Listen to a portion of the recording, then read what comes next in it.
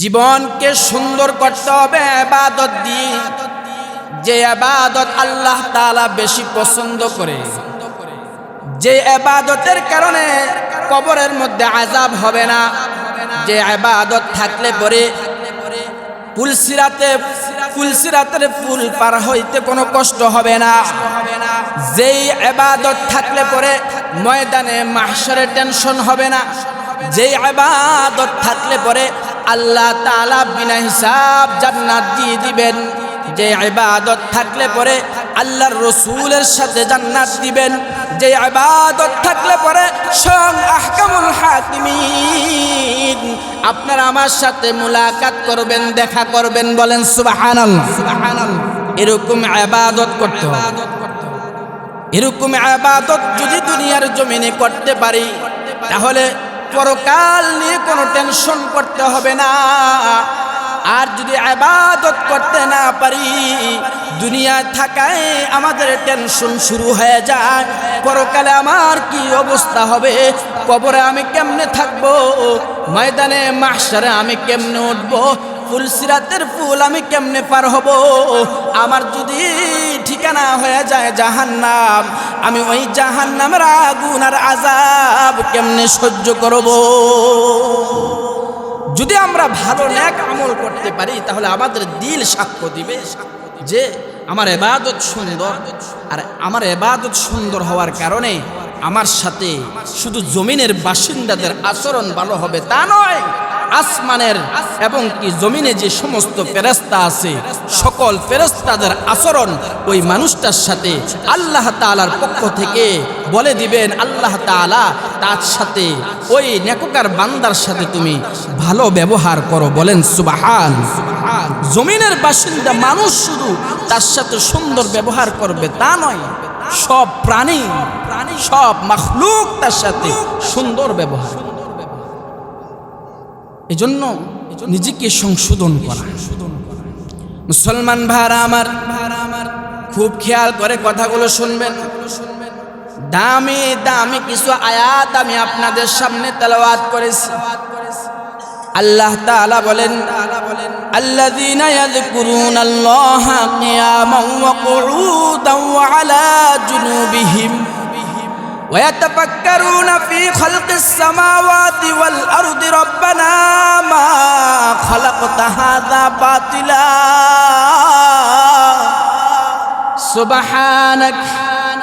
سبحانك فقنا عذاب النار।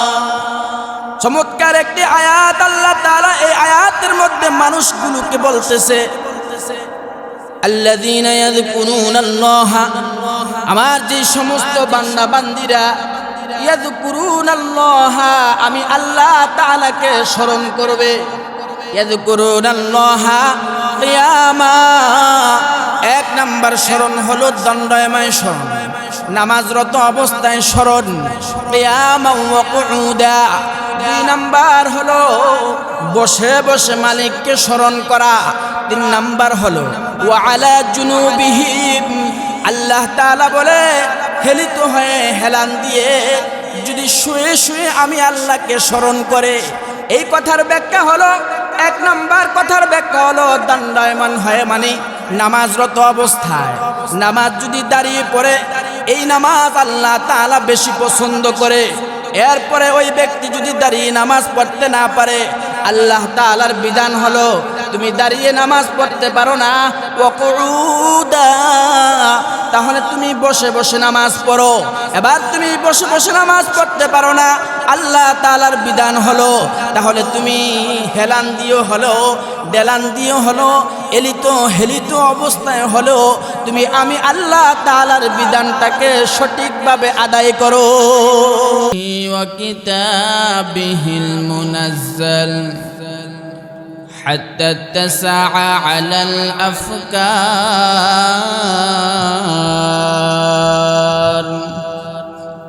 طريق الاعتبار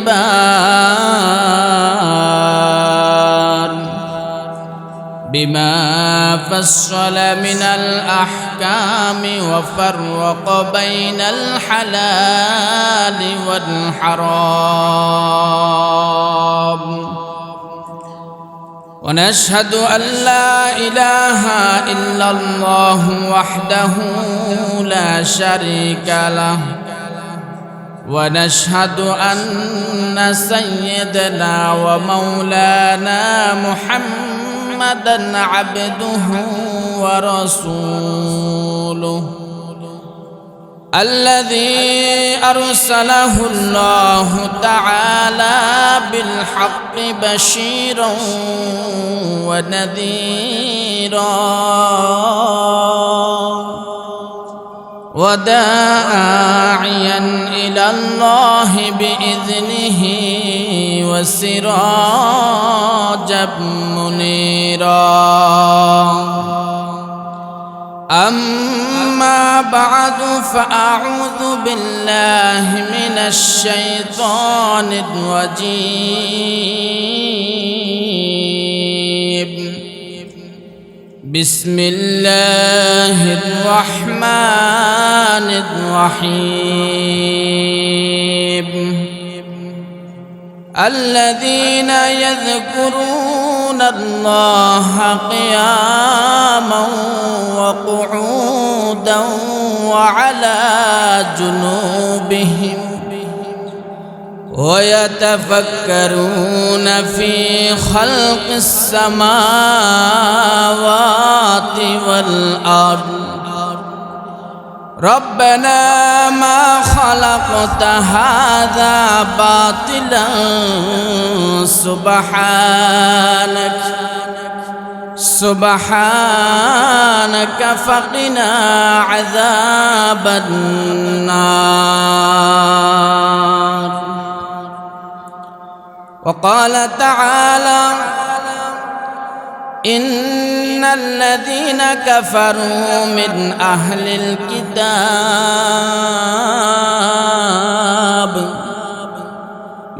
أهل الكتاب والمشركين في نار جهنم خالدين فيها أولئك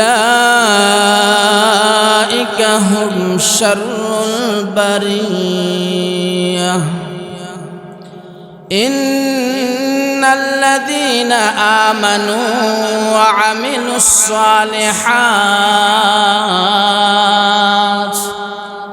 أولئك هم خير البرية صدق الله مولانا العظيم وصدق رسوله النبي الكريم وقال رسول الله صلى الله عليه وسلم القبر روضة من رياض الجنة أو حفرة من حفر النار أو كما قال عليه الصلاة والسلام শুকর ও সুজুদ যে মহান আল্লাহ পাক রব্বুল আলামিন আমাকে আপনাদেরকে দয়া করে মায়া করে মহাব্বতে ভালোবেসে মালিকের জান্নাতের বাগানে আমাদেরকে সুস্থ রেখে জান্নাতের বাগানে বসার সুযোগ করে দিয়েছেন, তৌফিক দিয়েছেন। এজন্য মুসলমান হিসাবে কালিমার আওয়াজ উঁচু করে সকলে সমস্বরে একে বাক্যে একবার শুকরিয়াতান বলি আলহামদুলিল্লাহ। আমরা যেখানে বসে আছি আজকের জন্য হলেও যতক্ষণ পর্যন্ত মাহফিল চলবে ততক্ষণ পর্যন্ত এটা জান্নাতের বাগান। বলেন সুবহানাল্লাহ। এতে কোনো সন্দেহ আছে? কারণ সন্দেহ না থাকার কারণ হচ্ছে এখানে কার কথা হচ্ছে, যারা আওয়াজ করে বলেন। এই মজমার মধ্যে আল্লাহ এবং আল্লাহর রসুলের কথা হবে। এই জন্য জান্নাতের ভাষাও আরবি, কবরের ভাষাও আরবি, আর এই মাহফিলের মধ্যে চলবে আরবি ভাষা, আল্লাহ এবং আল্লাহর রসুলের কথা। এই জন্য আল্লাহর রসুল বলেন এই সমস্ত জায়গাগুলো যেখানে আল্লাহ এবং আল্লাহর রসুলের কথা হয় ওইগুলো হয়ে যায় জান্নাতের বাগান। বলেন সুবহানাল্লাহ। এই জান্নাতের বাগানে আসতে পেরে, বসতে পেরে, মূল্যবান কিছু কথা শুনবার জন্য আমরা যে এসেছি, বসেছি, এতে আমাদের লাভ হয়েছে নাকি লস হয়েছে? এই জান্নাতের বাগান কি আগামী দিন থাকবে? থাকবে না। আবার সে 1 বছর পরে যদি সুযোগ হয়, সম্ভব হয়, তাহলে আল্লাহ হায়াতে বাঁচিয়ে রাখলে, আমরা সুস্থ থাকলে আসতে পারবো।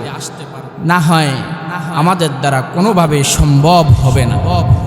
এজন্য আমরা যারা আসতে পারি নাই, এখনো দোকানপাটে বিভিন্ন জায়গায় আড্ডায় আছি, বিভিন্ন কাজে লিপ্ত আছি, দয়া করে আমি সকলকে আহ্বান করছি, আজকের জন্য হলো, অল্প সময়ের জন্য হলেও মাহফিলের মাঠে এসে বরকত নেওয়ার জন্য আমি সকলকে বিনীত অনুরোধ করছি। আল্লাহ পাক রব্বুল আলামিন আমরা যারা এসেছি আমাদেরকে কবুল করুন, সকলে বলি আমিন।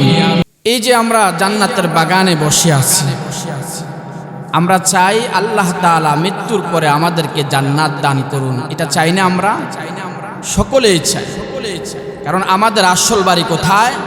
জান্নাতে। রূহের জগতে আমরা ছিলাম জান্নাতে, আল্লাহ তাআলা জান্নাত থেকে দুনিয়াতে পাঠিয়েছে। প্রথম মানুষ, পৃথিবীর প্রথম মানুষ হলো হযরত আদম আলাইহিস সালাতু ওয়াস সালাম। এই আদম আলাইহিস সালাতু ওয়াস সালাম দুনিয়ার জমিনে আসার পূর্বে তিনি জান্নাতের অধিবাসী ছিলেন। এরপরে আল্লাহ তাআলা দুনিয়াতে পাঠিয়েছেন। আল্লাহ বলে, ওয়ালা তাকরাবা হাযিহিশ শাজারাতা ফাতাকুনা মিনাজ জালিমিন। পয়গম্বর আদম আলাইহিস সালাতু ওয়াস সালামকে আল্লাহ তাআলা জান্নাতে থাকাকালীন বলেছেন, এ পয়গম্বর আদম, ওই গাছের নিচে তুমি যাইও না, এটা আমি রবের পক্ষ থেকে তোমাকে নিষেধ করেছি। পয়গম্বর আদম আলাইহিস সালাতু ওয়াস সালাম ভুলে চলে গেলেন।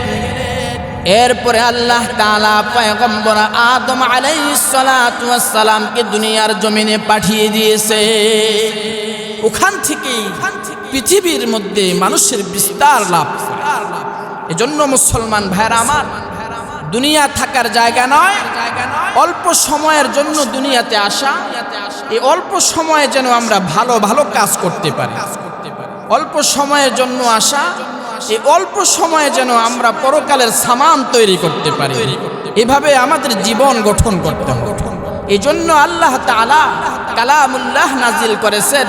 আর এই জন্য আল্লাহ তাআলা তার হাবিব মুহাম্মদ আরবি মুহাম্মদুর রাসূলুল্লাহ সাল্লাল্লাহু আলাইহি ওয়াসাল্লামকে দুনিয়ার জমিনে প্রেরণ করেছেন শ্রেষ্ঠ কিতাব দিয়ে, যেন মানুষের কাছে এই কিতাবের দাওয়াত দেয়, আর মানুষ যেন এই কিতাবের দাওয়াত পেয়ে সঠিক রাস্তা খুঁজে পায়।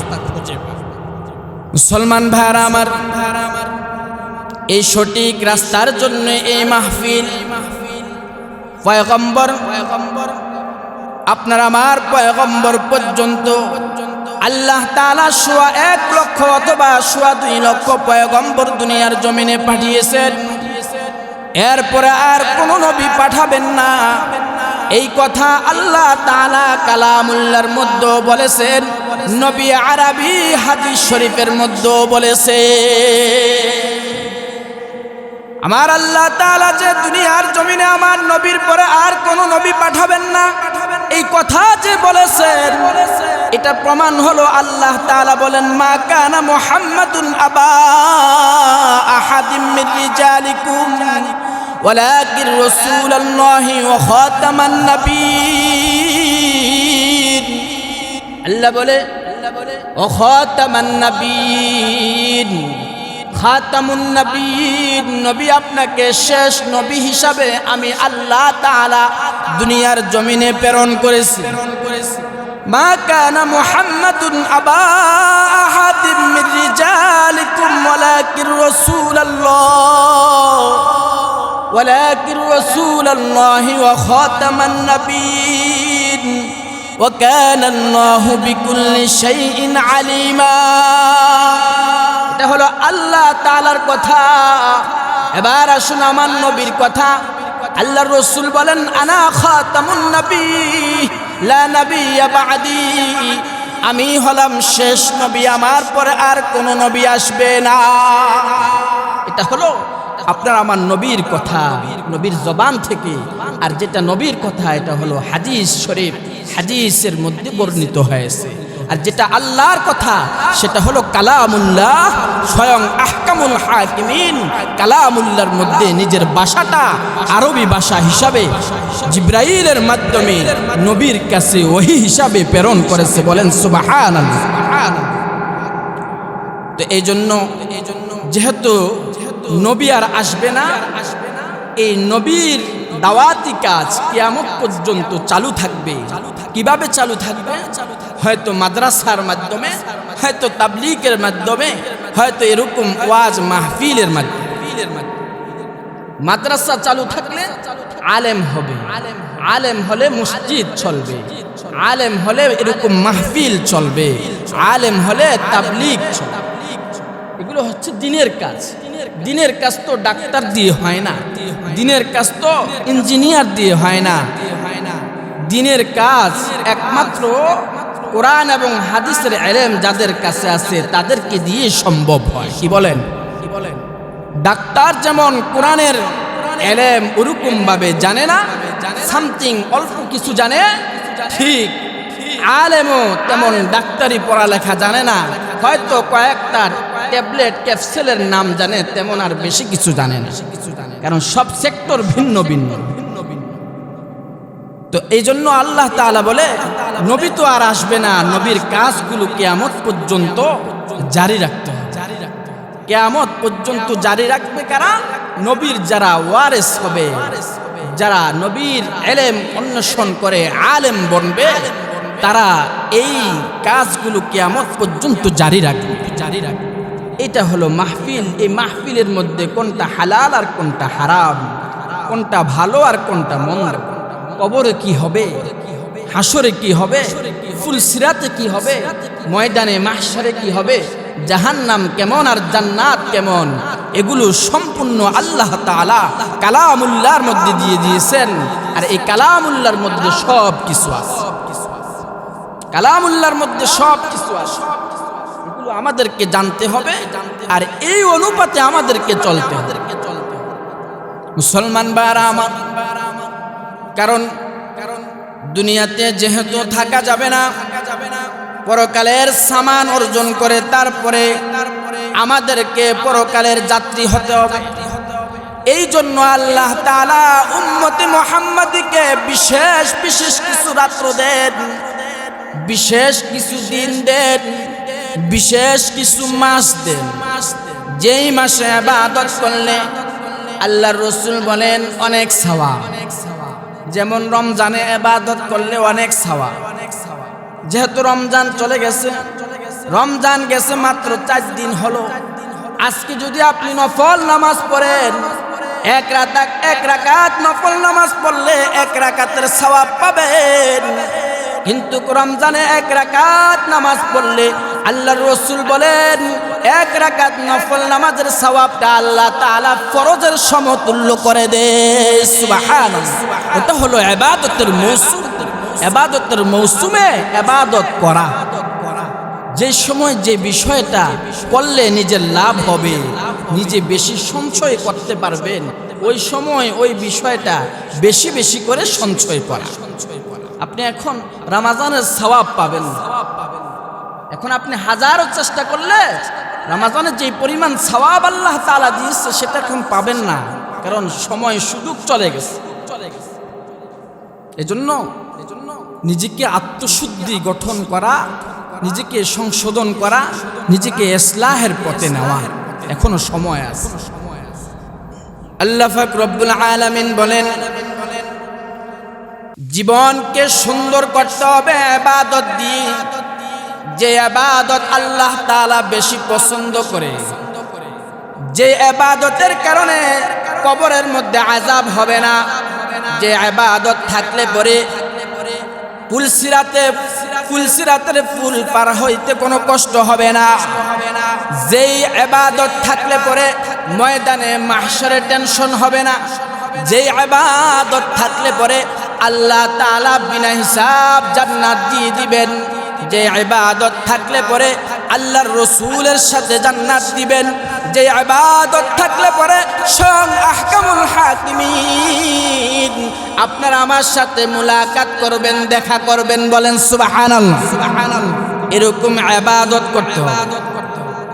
এরকম ইবাদত যদি দুনিয়ার জমিনে করতে পারি তাহলে পরকাল নিয়ে কোনো টেনশন করতে হবে না। আর যদি ইবাদত করতে না পারি, দুনিয়ায় থাকায় আমাদের টেনশন শুরু হয়ে যায়, পরকালে আমার কি অবস্থা হবে, কবরে আমি কেমনে থাকবো, ময়দানে মাহশারে আমি কেমনে উঠবো, পুলসিরাতের পুল আমি কেমনে পার হব, আমার যদি ঠিকানা হয়ে যায় জাহান্নাম, আমি ওই জাহান্নামের আগুন আর আযাব কেমনে সহ্য করব। যদি আমরা ভালো নেক আমল করতে পারি তাহলে আমাদের দিল সাক্ষ্য দিবে যে আমার ইবাদত সুন্দর। আর আমার ইবাদত সুন্দর হওয়ার কারণে আমার সাথে শুধু জমিনের বাসিন্দাদের আচরণ ভালো হবে তা নয়, আসমানের এবং কি জমিনে যে সমস্ত ফেরেশতা আছে সকল ফেরেশতাদের আচরণ ওই মানুষটার সাথে আল্লাহ তাআলার পক্ষ থেকে বলে দিবেন, আল্লাহ তাআলা তার সাথে ওই নেককার বান্দার সাথে তুমি ভালো ব্যবহার করো। বলেন সুবহান। জমিনের বাসিন্দা মানুষ শুধু তার সাথে সুন্দর ব্যবহার করবে তা নয়, সব প্রাণী সব মাখলুক তার সাথে সুন্দর ব্যবহার। এজন্য নিজেকে সংশোধন করা। মুসলমান ভাইরা আমার, খুব খেয়াল করে কথাগুলো শুনবেন। দামি দামি কিছু আয়াত আমি আপনাদের সামনে তেলাওয়াত করেছি। আল্লাহ তাআলা বলেন, আল্লাযীনা ইয়াযকুরুনাল্লাহা কিয়ামান ওয়া কুউদান ওয়া আলা জুনুবিহিম ويتفكرون في خلق السماوات والأرض ربنا ما خلقت هذا باطلا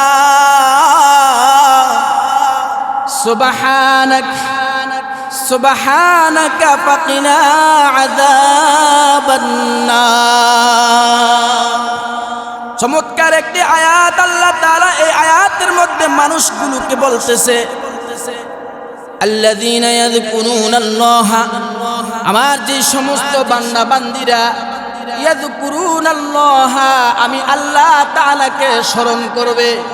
ইয়াযকুরুনাল্লাহা কিয়ামা, এক নাম্বার স্মরণ হলো দণ্ডায়মান স্মরণ, নামাজরত অবস্থায় স্মরণ।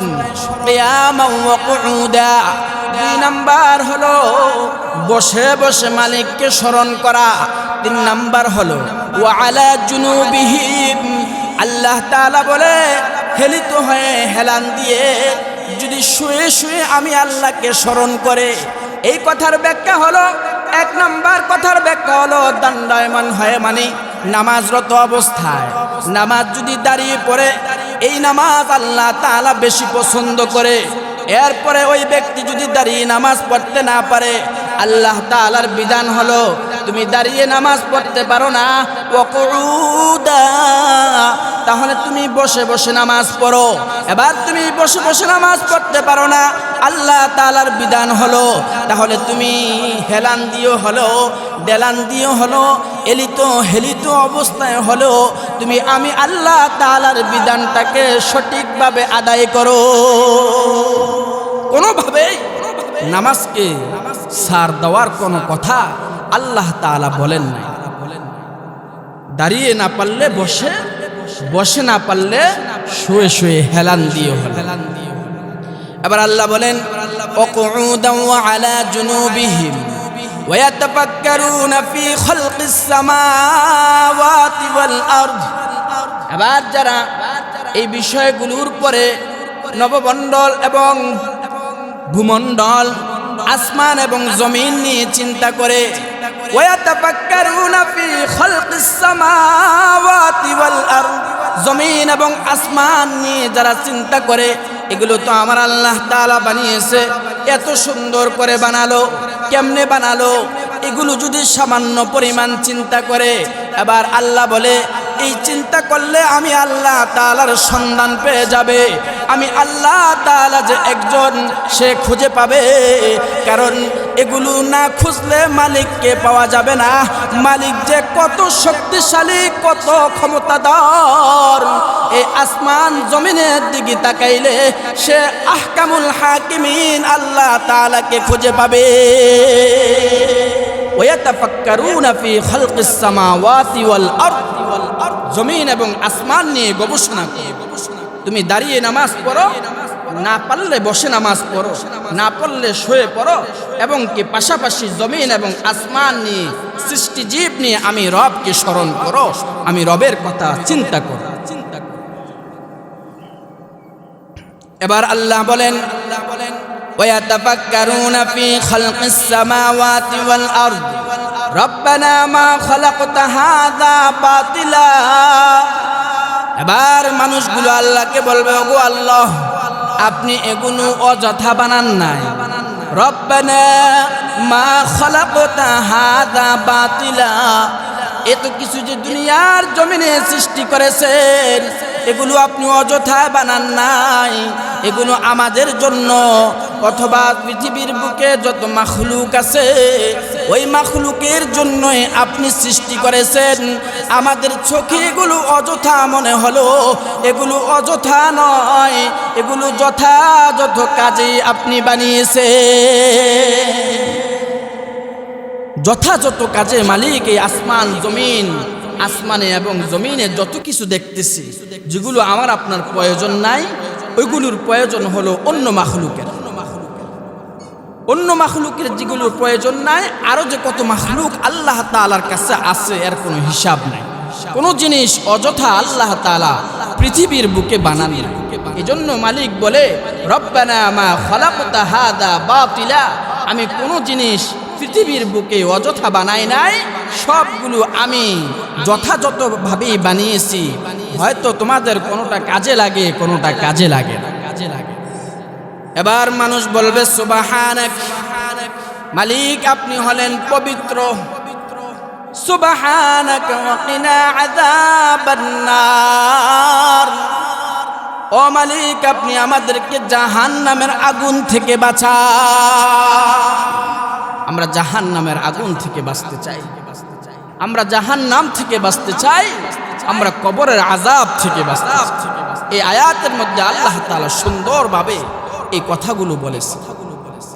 কালামুল্লাহর অন্য এক আয়াতে আল্লাহ বলেন তাবারাকাল্লাযী জাআলা ফিস সামাই বুরুজান ওয়া জাআলা ফিহা সিরাজান ওয়া কমারাম মুনীরা وهو الذي جعل الليل والنهار خلفة لمن أراد أن يذكر أو أراد شكورا وعباد الرحمن الذين يمشون على الأرض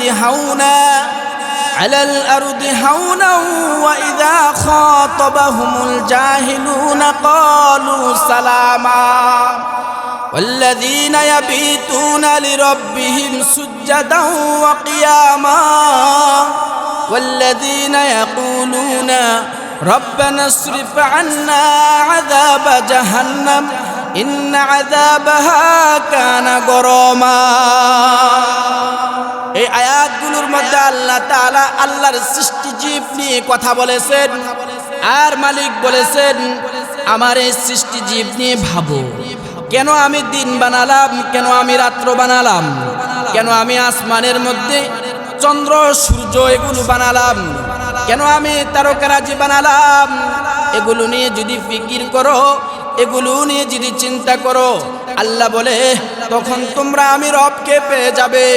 আর আমি রবকে তোমরা যারা পাবে, এরপরে তোমরা দুনিয়ার প্রতি কোনো ধরনের চাহিদা থাকবে না, দুনিয়ার প্রতি তোমাদের কোনো আকৃষ্ট থাকবে না, দুনিয়ার প্রতি তোমাদের কোনো ভালোবাসা জন্মাবে না, কারণ এগুলোর মধ্যে আমার সৃষ্টত্ব পাওয়া যাবে।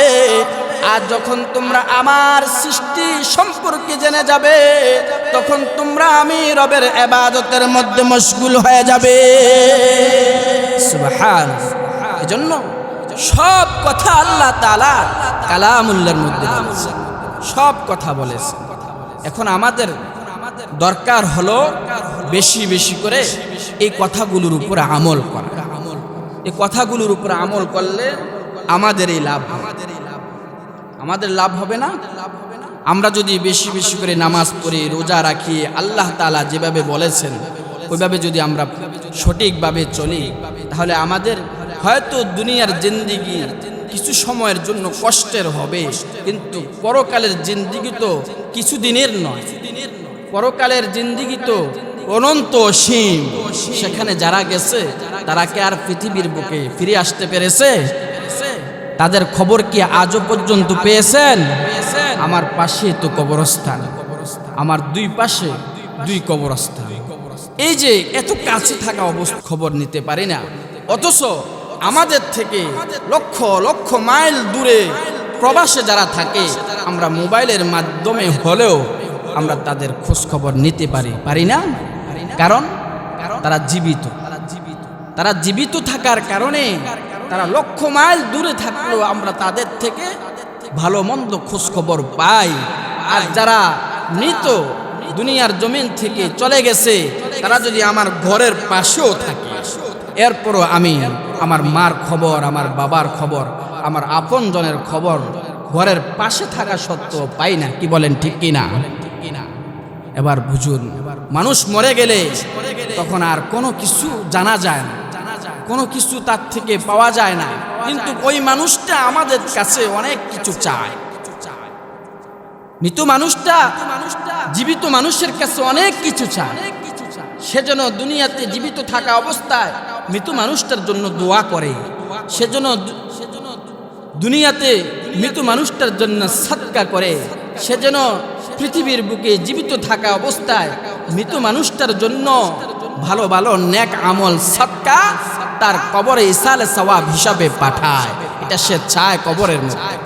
হাদিসের ভাষ্য অনুযায়ী কবরবাসীরা দুনিয়াবাসীদের প্রতি এভাবে তাকিয়ে থাকে, কখন তার কবরের উদ্দেশ্যে, তার কবরে ভালো থাকার উদ্দেশ্যে ভালো কিছু পাঠায়। এটা কবরবাসীরা আমার আপনার দিকে তাকিয়ে থাকে। আর আপনি আমি দুনিয়ার তাদের ধন সম্পদ রেখে যাওয়া এগুলো পেয়ে তাদেরকে ভুলে যায়। বছরে একবার মা বাবার কবরে গিয়েও জিয়ারত করতে আমাদের মন চায় না, এরকম হয় না? এরকম অনেক ছেলে পেলে, অনেক মানুষ আছে। এজন্য আমাদেরকে তাদের জন্য হলো মাঝে মধ্যে কিছু ইসালে সওয়াব হিসাবে প্রেরণ করা দরকার। এটা আমাদের হক, তাদের জন্য পাঠানো এটা আমাদের হক।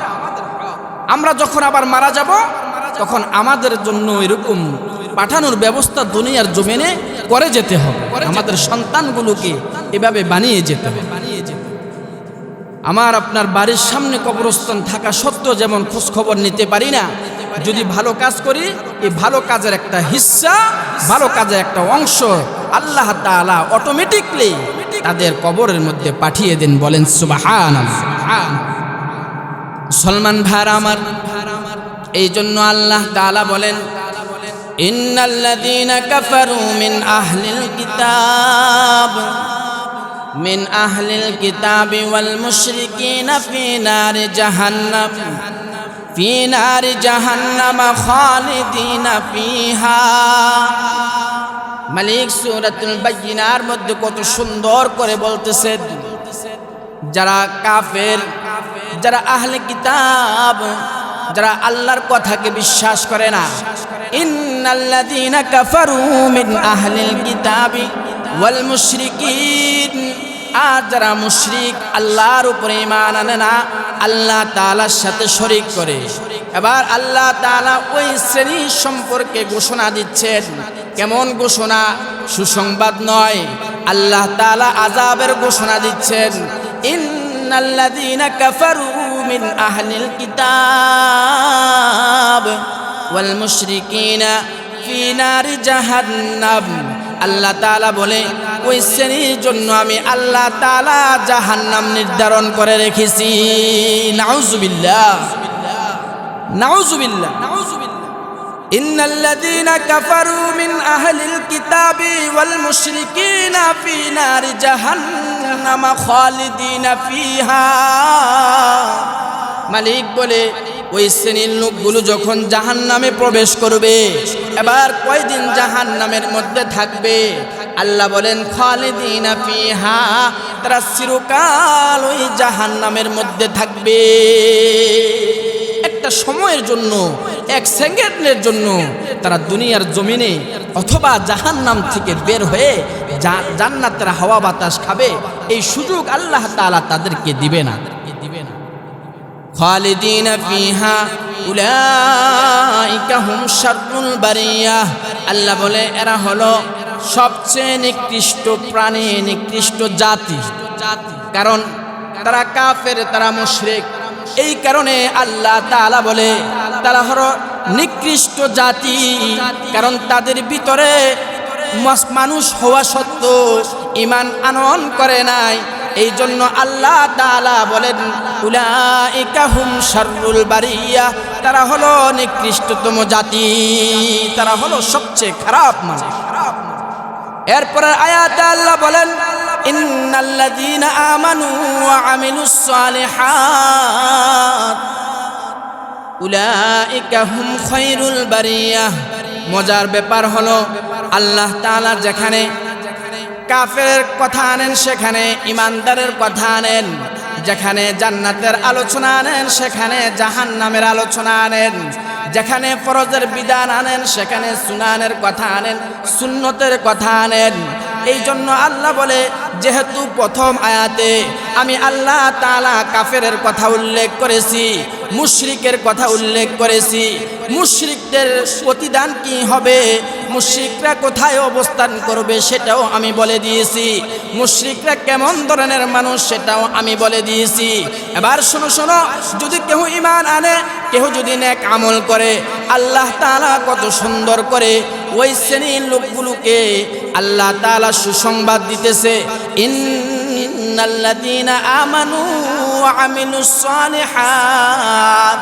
আল্লাহ বলেন নিশ্চয় যারা ঈমান আনবে, ওয়া আমিলুস সালিহাত, আর যারা সৎ কাজ করবে, ঈমান আনার পরে যারা সৎ কাজ করবে, উলাইকা হুম খায়রুল বারিয়া। আল্লাহ বলে তারা হলো পৃথিবীর বুকে সর্বশ্রেষ্ঠ মানুষ। বলেন সুবহানাল্লাহ।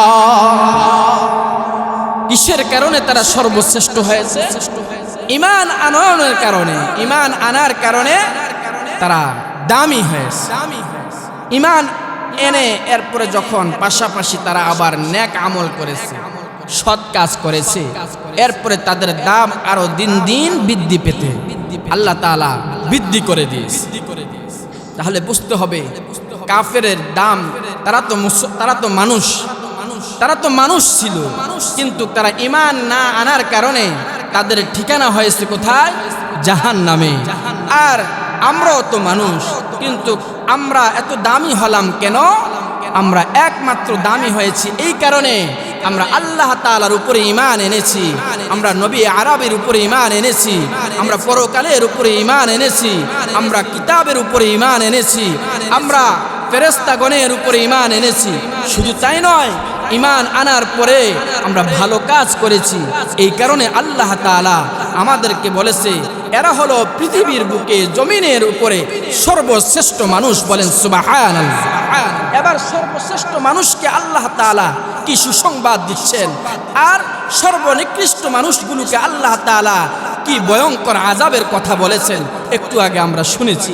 এবার যারা সর্বশ্রেষ্ঠ মানুষ, তাদেরকে সর্বশ্রেষ্ঠ মানুষ বলেই ক্ষান্ত করে নাই, তাদের ব্যাপারে আল্লাহ তাআলা সুন্দর জায়গা রেখেছেন এবং কি বিশাল বড় সুসংবাদ দিতেছেন। বলেন সুবহানাল্লাহ। সুসংবাদ শুনতে রাজি আছেন তো? ছোটখাটো সুসংবাদ নয়, দুনিয়ার কোনো সুসংবাদ নয়। আমরা তো সরকারের একটা ফ্যামিলি কার্ড পাইলে অনেক খুশি হয়ে যায়, অথবা সরকারি একটা চাকরি পাইলে অনেক খুশি হয়ে যায়। কিন্তু আল্লাহ বলে তোমাকে সরকারি চাকরি নয়, পরকালে এমন জায়গা দিমু যে জায়গা পাইয়া তুমি এত বেশি খুশি হবা যে খুশির কোনো শেষ নাই, যে খুশির কোনো শেষ নাই। মালিক বলেন জাযাউহুম ইনদা রাব্বিহিম জান্নাতু আদনি তাজরি মিন তাহতিহাল আনহার। আল্লাহ বলেন আমি আল্লাহ তাআলা তাদেরকে প্রতিদান দেব। জাযাউহুম ইনদা রাব্বিহিম, আমি তাদেরকে আমি রবের পক্ষ থেকে প্রতিদান দেব। জান্নাতু আদনি তাজরি মিন তাহতিহাল আনহার। কিসের সুসংবাদ দিতেছে? জান্নাতু আদনি তাজরি, জান্নাতের সুসংবাদ দিতেছে। আদনি তাজরি মিন তাহতিহাল আনহার, যে জান্নাতের তলদেশে থাকবে নহর সমূহ। সুবহানাল্লাহ। শুধু জান্নাতের সুসংবাদ দিয়ে ক্ষান্ত হন নাই, জান্নাতের আশপাশে কি থাকবে সেগুলো আল্লাহ তাআলা বলে দিতেছেন। এগুলো কিসের কারণে? ঈমান এবং আমলের কারণে এই সুসংবাদ আমরা পেতেছি। এজন্য আমাদের শুকরিয়া আদায় করা দরকার। এগুলো আমলের মজমা। আমাদের তো ঈমান আছে, আশা করি ইনশাআল্লাহ, এবং কি আমরা আমলে বসে গেছি। এই আমল এবং ঈমান নিয়ে যদি আমরা মরতে পারি, আর আল্লাহ তাআলা যে কথাগুলো কালামুল্লাহর মধ্যে বলেছেন 100 আল্লাহ তাআলা আমাদেরকে দিবেন ইনশাআল্লাহ। আল্লাহ তাআলা মাহরুম করবেন না। এজন্য কালামুল্লাহর মধ্যে বলেন জান্নাতু আদনি তাজরি মিন তাহতিহাল আনহার খালিদিনা ফিহা আবাদা।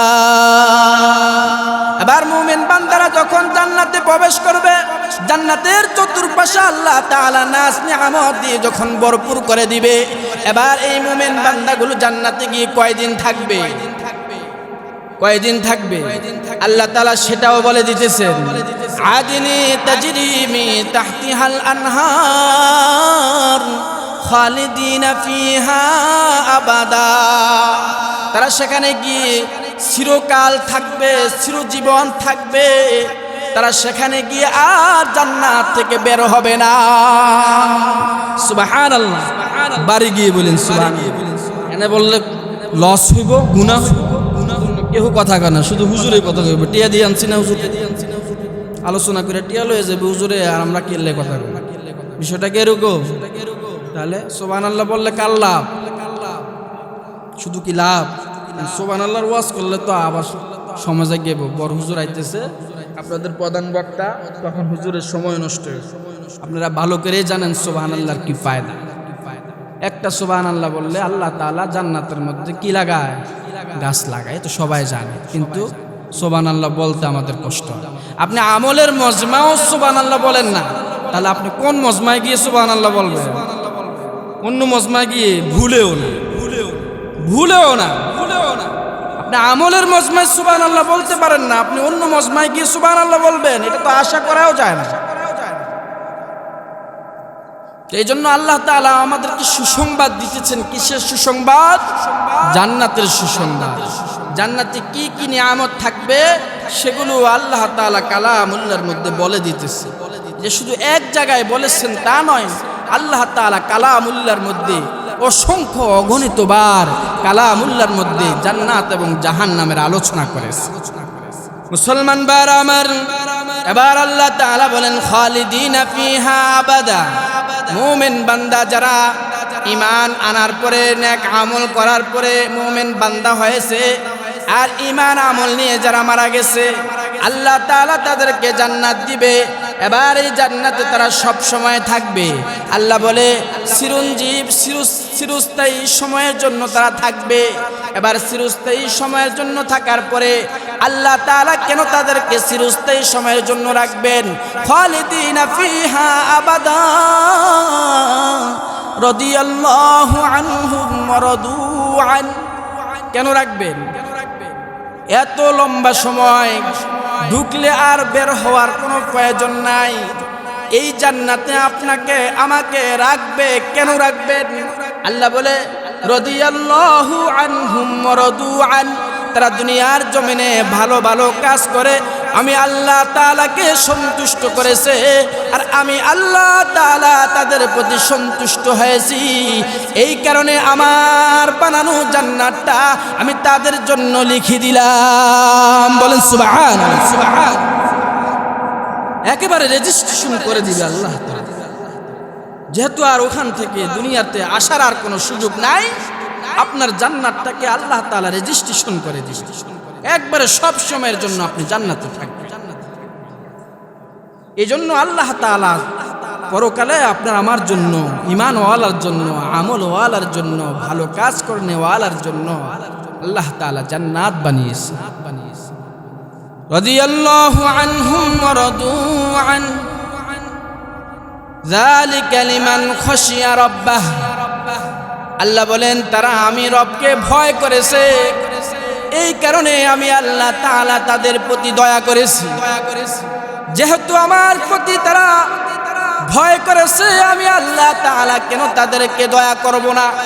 ভয় তো সাধারণত আসে না, ভয় আসে আমি রবকে পাওয়ার জন্য, জাহান্নাম থেকে বাঁচার জন্য, জান্নাত পাওয়ার জন্য। যেহেতু এই বিষয়গুলো তাদের দিলের মধ্যে কাজ করেছে, আমি আল্লাহ তাআলা তাদের প্রতি সন্তুষ্ট হয়ে আমার বানানো জান্নাতটা আমি তাদেরকে দিয়ে দিলাম। এজন্য আমাদেরকে ভালো ভালো বেশি করে ইবাদত বন্দেগি করতে হবে। কারণ কোন সময় আমাদের মৃত্যু হয়ে যায় সেটা কি বলা যায়? বলতে পারবেন? এখানে যারা আছেন কেউ বলতে পারবেন আমার অমুক সময় মৃত্যু হবে?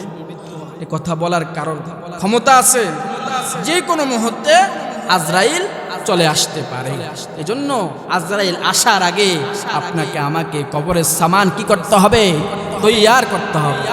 একদিন তোমার নাম মসজিদে হবে এলান। শুনছেন না গজল? একদিন তোমার নাম মসজিদে হবে এলান। তৈরি থেকো, তৈরি রেখো, তৈরি থেকো, তৈরি রেখো কবরের মাল সামান। একদিন তোমার নাম মসজিদে হবে এলান। মানুষ মারা গেলে মসজিদে এলান হয়নি, পুরুষ হইলে মসজিদে এলান হয়। শুধু মসজিদে এলান হয় তা নয়, মাইক ভাড়া করে, গাড়ি ভাড়া করে পুরা এলাকার মধ্যে মাইকিং করা হয়। ঠিক না বেঠিক? তো এই জন্য শুধু মসজিদে এলান হবে তা নয়, পুরা এলাকায়, পুরা মহল্লায় আপনার আমার মৃত্যুর খবর ছড়িয়ে যাবে। এই জন্য কবি বলেন একদিন তোমার নাম মসজিদে হবে এলান। তৈরি থেকো, তৈরি রেখো, তৈরি থেকো, তৈরি রেখো কবরের মাল সামান। একদিন তোমার নাম মসজিদে হবে এলান। আল্লাহ পাক রব্বুল আলামিন আমাদেরকে সব সময় মৃত্যুর জন্য প্রস্তুতি নেওয়ার তৌফিক দান করুন। সকলে বলি আমিন। সব সময় কবরের সামান তৈয়ার করার মতো তৌফিক দান করুন। সকলে বলি আমিন। কবর কি ভালো জায়গা? কবর ভালো জায়গা না খারাপ জায়গা? কবর যারা নেককার তাদের জন্য ভালো জায়গা, আর যারা বদকার তাদের জন্য কবর হয়ে যাবে খারাপ জায়গা। এজন্য ভালো কাজ করলে আপনি কবরও ভালো থাকতে পারবেন। ওই দেখা যা কবরস্থান, ওই আমাদের ঘর, ওইখানেতে থাকতে হবে সারা জীবন ভর। ঠিক না? ওই দেখা যায় কবরস্থান, ওই আমাদের ঘর, ওইখানেতে থাকতে হবে সারা জীবন ঘর। এবার কবরকে প্রশ্ন করেন, ওই কবর তুই চাস কি? টাকা পয়সা নেসনি, সুদ ঘুষ খাসনি? এবার কবর বলবে আমি টাকা পয়সা নেই না, সুদ ঘুষ খাই না, মুমিন বান্দা পাই না। এমনিতে যদি একটা মুমিন বান্দা পায় তার জন্য হয়ে যায় জান্নাতের বাগান। সুবহানাল্লাহ। কবি কত সুন্দর করে বলেন, ওই দেখা যায় তাল গাছ, ওই আমাদের ঘা। ওইটা কোনো আমার কবিতা নয়, আমার কবিতা হলো ওই দেখা যায় কবরস্থান ওই আমাদের ঘর, ওইখানেতে থাকতে হবে সারা জীবন ভর। ঠিক না? ঠিক নি? ওই দেখা যায় কবরস্থান ওই আমাদের ঘর, ওইখানেতে থাকতে হবে সারা জীবন ভর। ওই কবর তুই চাস কি টাকা পয়সা নেসনি, সুদ ঘুষ খাসনি, কবর বলবে টাকা পয়সা নেই না, সুদ ঘুষ খাই না, মোমেন বান্দা পাই না। মোমেন বান্দা পাইলে তার জন্য এমনিতে জান্নাতের বাগান হয়ে যায়। ওখানে কোনো টাকা পয়সার লেনদেন চলবে? আওয়াজ করে বলেন, সুদ ঘুষ চলবে? যারা সুদ ঘুষ খায় তারা আবার এই টাকা কই কি করবে? তাদের এই টাকা কি কাজে লাগবে? এই টাকা জাহান্নামের আযাব হয়ে যায়। এই জন্য আমাদেরকে ভালো বুঝ আমাদের দিলে আসতে হবে ভাই। আমরা বুঝার পরও জানার পরও সুদ ঘুষের মধ্যে আমাদের সময় ব্যয় হয়। আমরা হাজারে লাখে লাখে টাকা সুদ ঘুষের উপরে লাগাই, কিন্তু এই টাকা যে আপনার আমার জন্য জাহান্নামের আযাব হবে, তখন কি উপায় হবে একটু চিন্তা করি ভাই। মুসলমান ভাইরা আমার, খুব খেয়াল করে কথাগুলো শুনেন। আল্লাহ তাআলা কালামুল্লাহর মধ্যে বলেন, লা ইয়াগুররান্নাকা তাকাল্লুবুল লাযীনা কাফারু ফিল বিলাদ মাতাউন কলিল সুম্মা মাওয়াহুম জাহান্নাম ওয়া বিইসাল মিহাদ লাকিনিল্লাযীনা ইত্তাকাউ রাব্বাহুম লাহুম জান্নাতু আদনি তাজরি মিন তাহতিহাল আনহার। আল্লাহ তাআলা বলেন, লাকিনিল্লাযীনা ইত্তাকাউ রাব্বাহুম লাহুম জান্নাতু তাজরি মিন তাহতিহাল আনহার খালিদিনা ফিহা নুজুলাম মিন ইনদিল্লাহ ওয়া মা ইনদাল্লাহি খায়রুল লিল আবরার। জান্নাতের আলোচনা শুনতে কত মজা, কারণ আল্লাহ তাআলা ওইভাবে জান্নাত বানিয়েছেন। এই জন্য আল্লাহর রাসূল বলেন, ক্বালান নবী সাল্লাল্লাহু আলাইহি ওয়াসাল্লাম, মা লা আইনুন রাআত ওয়ালা উযুনু সামিআত ওয়ালা খাতারা আলা কলবি বাশার। এটা এমন এক জান্নাত যেই জান্নাত কখনো চোখে দেখে নাই। মা লা আইনুন রাআত, কখনো চোখে দেখে নাই। ওয়ালা উযুনু সামিআত, ওই জান্নাতের কথা শুনছে ওরকম ভাবে শুনে নাই। সামান্য মানুষকে বুঝাইতে পারছে জান্নাতটা এমন এমন হবে। এই জন্য আল্লাহর রাসূল কখনো সে জান্নাতের কথা শুনেও নাই, কারণ জান্নাতের মধ্যে আল্লাহ তাআলা কত নাজ নিয়ামত দিয়েছে, এটা কোনো বান্দা তার জবান দিয়ে কখনো মানুষকে বুঝাইতে পারবে না। এই জন্য আল্লাহর রাসূল বলেন, আমি আয়াত এরপরে আল্লাহর রাসূল বলেন, ওয়ালা খাতারা আলা কলবি বাশার, জান্নাতটা কত সুন্দর ওই মানুষ কখনো তার মন দিয়ে দিল দিয়ে চিন্তাও করতে পারবে না। কি পরিমাণ সুন্দর করে আল্লাহ তাআলা জান্নাত বানিয়েছেন। এই জন্য মালিক খুব মানুষকে বুঝবার জন্য সূরাতুল আলে ইমরানের 195 নম্বর আয়াতে বলেন, লা ইয়াগুররান্নাকা তাকাল্লুবুল লাযীনা কাফারু ফিল বিলাদ। আল্লাহ বলে, হে ঈমানদাররা, তোমরা কাফেরের সম্পত্তি, কাফেরের অর্থ সম্পদ, ঘর বাড়ি অট্টালিকা দেখে, কাফেরের নগরী দেখে, কাফেরের ব্যাংক ব্যালেন্স দেখে, কাফেরের এত এত কিছু সম্পদ দেখে আল্লাহ বলেন, লা ইয়াগুররান্নাকা তাকাল্লুবুল লাযীনা কাফারু ফিল বিলাদ। তোমরা নিজেকে ধোঁকার মধ্যে ফেলে দিও না। ইসলামের প্রথম যুগে মুসলমানের অবস্থাটা খুবই করুণ ছিল, কাফেরের অবস্থা খুবই ভালো ছিল। এই সময় আল্লাহ তাআলা এই আয়াত নাজিল করে মুসলমানদেরকে এই কথাগুলো জানান দিচ্ছে, কারণ তখন মুসলমান ঈমান এনেছে।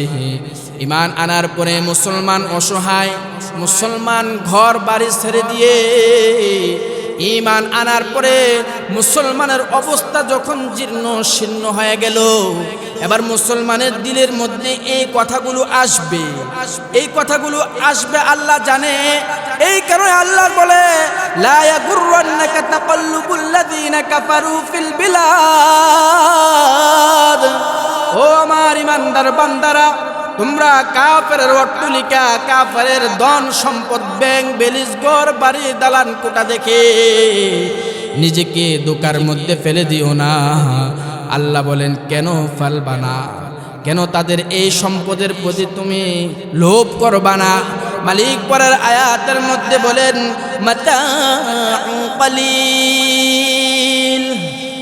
এই যে তোমরা কাফেরের, মুশরিকির, ইহুদি খ্রিস্টানের এত এত সম্পদ দেখতেছো, আল্লাহ বলেন মাতাউন অল্প, এরপর আবার আল্লাহ বলেন কলিলুন অল্প, দুইবার অল্প শব্দ ব্যবহার করেছে মানুষকে বোঝাবার জন্য।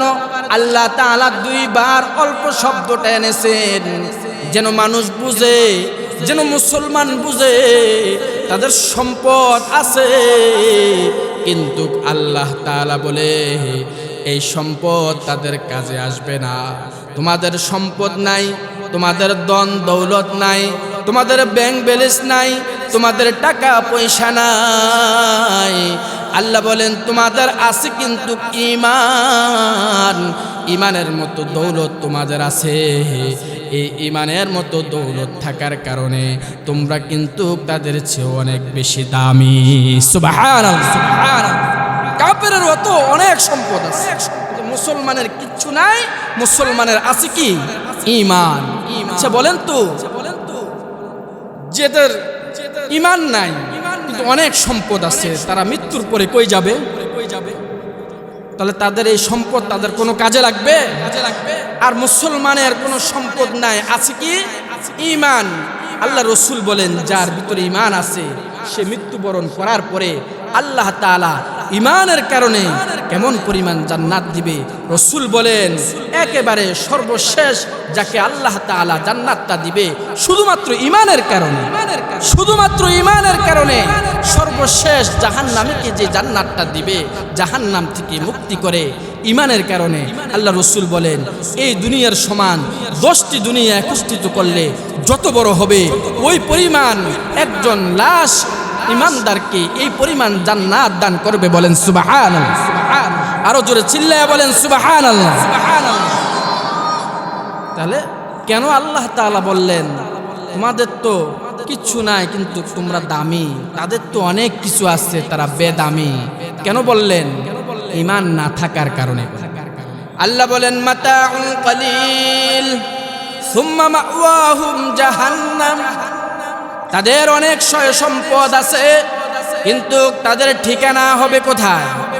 জাহান্নাম। তাদের ঈমান নাই, তাদের আছে সয় সম্পদ, তাদের আছে টাকা পয়সা, কিন্তু তাদের ঈমান না থাকার কারণে আল্লাহ তাআলা বলেন সুম্মা মাওয়াহুম জাহান্নাম, তাদের ঠিকানা হবে জাহান্নাম। শুধু যে জাহান্নামের কথা বলছে তা নয়, আল্লাহ বলেন ওয়াবিসাল মিহাদ, ওই জাহান্নামটা হলো নিকৃষ্টতম একটি জাহান্নাম। বলেন নাউযুবিল্লাহ। কাফের এবং মুশরিক বেঈমানদেরকে যে জাহান্নামটা দিবে এটা কি শুধু জাহান্নাম? আল্লাহ বলেন না, ওয়াবিসাল মিহাদ, এত নিকৃষ্টতম জাহান্নাম আমি তাদেরকে দান করব, তারা ওখানে ওই জাহান্নামের আযাব সহ্য করতে পারবে না। এরপরে আল্লাহ বলেন লাকিনিল্লাযীনা তাকাউ রাব্বাহুম লাহুম জান্নাতু তাজরি মিন তাহতিহাল আনহারু খালিদিনা ফিহা নুজুলাম মিন ইনদিল্লাহ ওয়া মা ইনদাল্লাহি খায়রুল লিল আবরার। ঈমানদার ঈমান আনার কারণে আল্লাহ তাআলা তাদেরকে জান্নাত দিবে। ওই জান্নাতে গিয়ে তারা কি করবে? চমৎকার কথা আল্লাহ তাআলা এই আয়াতের মধ্যে উল্লেখ করেছে। এত সুন্দর কথা আল্লাহ তাআলা বলেছে, ভালো করে কথাটা শুনেন। আমরা ওই দিন কি হব, মালিক ওই দিন আমাদের জন্য কি আয়োজন করবে, এই কথাগুলো আল্লাহ তাআলা কালামুল্লাহর মধ্যে বলেন। লাকিনিল্লাযীনা তাকাউ রাব্বাহুম, যারা আমি রবকে ভয় করে, আমি রবের উপরে ঈমান এনেছে, লাহুম জান্নাত, আমি তাদেরকে দিব জান্নাত, তাজরি মিন তাহতিহাল আনহার, জান্নাতের তলদেশে থাকবে নহর, খালিদিনা ফিহা, তারা ওখানে চিরকালের জন্য থাকবে। এরপরের শব্দটা কত দামি, আল্লাহ বলেন খালিদিনা ফিহা নুজুলাম মিন ইনদিল্লাহ, আমি আল্লাহ তাআলা ওই দিন জান্নাতীদেরকে এমনভাবে মেহমানদারি করব, ওই দিন আমি আল্লাহ তাআলা তাদের জন্য হয়ে যাব মেজবান। সুবহান সুবহান, মালিক ওই দিন হয়ে যাবে মেজবান, আর আমাদেরকে আল্লাহ তাআলা জান্নাত দিয়ে আমাদেরকে বানাবেন মেহমান। কত দামি কথা, কত চমৎকার কথা।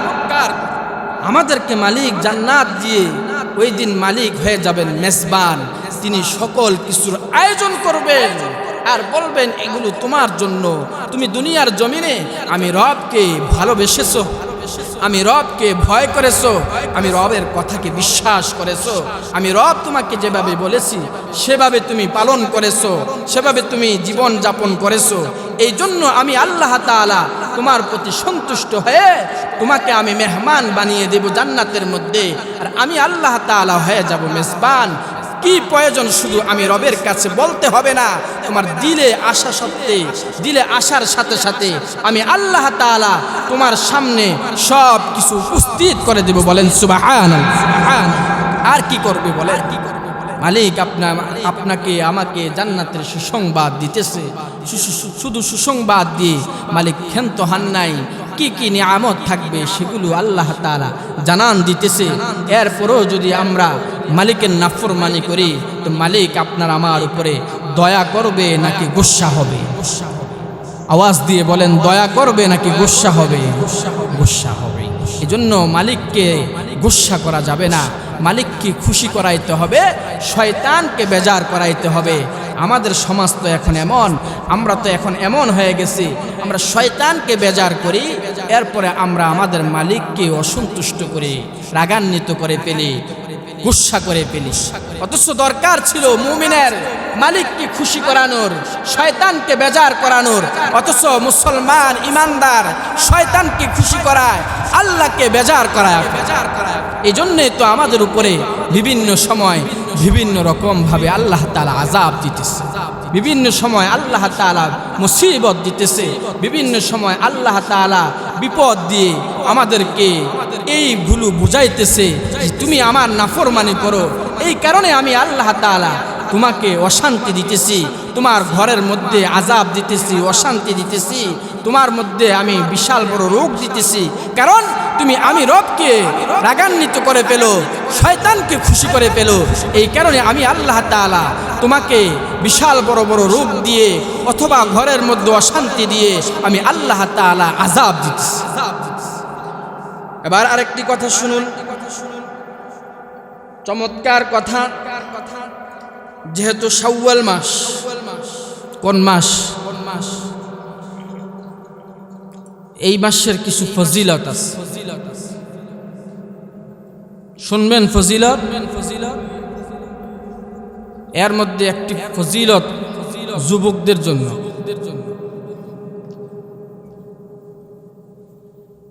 আল্লাহর রসুলের স্ত্রী আম্মা জানা আয়েশা সিদ্দিকা রাদিয়াল্লাহু তাআলা আনহা বর্ণিত, আম্মা জানা আয়েশা সিদ্দিকা বলে, তাজাওয়াজানি রাসূলুল্লাহ সাল্লাল্লাহু আলাইহি ওয়াসাল্লাম ফি শাওয়াল ওয়া বানা ভি ফি শাওয়াল। হাদিসের অর্থটা অনেকে জানেন না, কিন্তু চমৎকার কথা।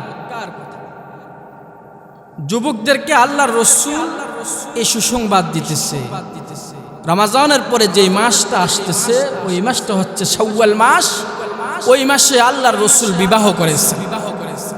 ওই মাসে কে বিবাহ করেছেন? নবী আরবি, আপনার আমার নবী মুহাম্মদুর রাসূলুল্লাহ সাল্লাল্লাহু আলাইহি ওয়াসাল্লাম বিবাহ করেছেন। নারায়ে তাকবীর।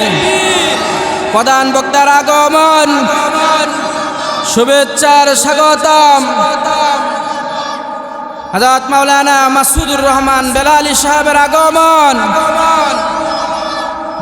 ভুগুইবাসীর পক্ষ থেকে হযরত আমাদের মাঝে তাশরীফ এনেছেন। আমরা হযরতের জবান থেকে খুব মূল্যবান আলোচনা শুনবো। রাজি আছি তো ইনশাআল্লাহ? মুনাজাত দিয়ে বাড়ি যাব। রাজি আছি তো ইনশাআল্লাহ? আমি 2 মিনিটের মধ্যে কথা শেষ করব। যে হাদিসটুকু আমি পড়েছি, আম্মা জান আয়েশা সিদ্দিকা বলেন, তাজাওয়াজানি রাসূলুল্লাহ সাল্লাল্লাহু আলাইহি ওয়াসাল্লাম ফি শাওয়াল। আল্লাহর রাসূল আমাকে শাওয়াল মাসে বিবাহ করেছেন। ওয়া বানাবি ফি শাওয়াল, এবং শাওয়াল মাসে আমাকে আল্লাহর রাসূলের ঘরে বউ হিসাবে তুলে নিয়ে গেছেন। বলেন সুবহানাল্লাহ। তাহলে যুবক যারা বিয়ে করো না, তোমরা কি বিয়ে করবে না? শাওয়াল মাসে বিয়ে করা কি সুন্নত? শাওয়াল মাসে বিয়ে করা সুন্নত। এজন্য মোবাইলের সময় নষ্ট না করে, এদিক সেদিক লাইন টাইন না রেখে হালাল পন্থা সময় ব্যয় করা ভালো না? আল্লাহ রসুল বলে, যাদের ছেলে সন্তান বিবাহের উপযুক্ত হয়ে গেছে, তোমরা তোমাদের ছেলে সন্তানকে সঠিক সময়ে বিয়ে করে দাও, অথবা শাওয়াল মাসে বিয়ে করে দাও। কারণ এই মাসে আল্লাহর রসুল বিয়ে করেছেন, এজন্য উম্মতের উপরও এই মাসে বিবাহ করা সুন্নত, যাদের সমর্থন আছে।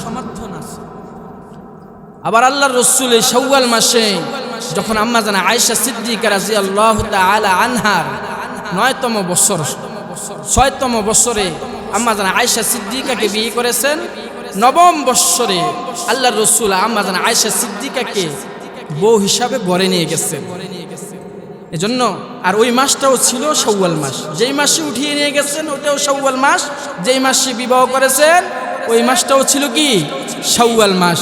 এজন্য আমাদেরকে শুধু সিন্নি খাওয়া, জিলাপি খাওয়া সুন্নত, এগুলো না তাকাইয়া অন্য অন্য যেগুলো আমল করলে সুন্নত হইব ওই আমলগুলো করা, ওই আমলগুলো করা।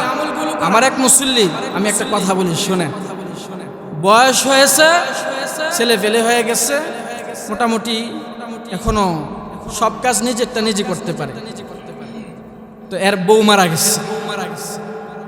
এবার ছেলেরা বাহিরে থাকে, মোটামুটি ভালোই টাকা পয়সা হয়েছে। তো বাবা যে চলাফেরা করতে পারে, এই সময় যে তার একটা খেদমতের প্রয়োজন আছে, এই খেদমতটা করবে কি? পুতের বউরে দিয়ে এই খেদমত করা যাবে? হারাম। কারণ তার জন্য আলাদা একজন তার নিজস্ব লোক লাগবে, যেগুলো সেবা যত্ন তার বউ ছাড়া, একান্ত স্ত্রী ছাড়া ওই কাজগুলো করা সম্ভব নয়। মহিলাদের কাজগুলো অন্য মেয়েরা, বউরা করতে পারে। মহিলারা স্বামী মারা গেলে, বয়স হয়ে গেলে তার মেয়ে তার সেবা যত্ন করার মতো সব কিছু করতে পারবে। তার পুতের বউ তার সেবা যত্ন করতে পারবে। কিন্তু পুরুষ যখন বৃদ্ধ হয়ে যায়, এমন সময় যখন মারা যায়, তখন তার সেবা যত্ন পুতের বউ করতে পারবে না, মেয়েরাও ওই পরিমাণ সেবা যত্ন করার সুযোগ থাকে না। এবার ছেলেরা কি করছে, যেহেতু টাকা পয়সা আছে, বাবাকে একটা টাচ মোবাইল কিনে দিচ্ছে। এই টাচ মোবাইল দিয়ে আপনি সময় ব্যয় করবে, তারপরও বিয়ে করাইব না। বুঝছেন কাহিনী? অথচ সে ওই লোকটা কিভাবে তার জরুরত সারবে? মোবাইল দিয়ে কি তার জরুরত সারতে পারবে? কথা বলেন। অথচ উল্টা আরো গুনাহ হবে। এই হচ্ছে আমাদের সমাজ। এজন্য আমাদেরকে সঠিকটা বোঝার তৌফিক দান করুন। সকলে বলি আমিন। আমি সকলের কাছে দোয়া চাই। আপনাদের এই একজন পরিচিত মানুষ, এখানে ছিলাম অনেক দিন।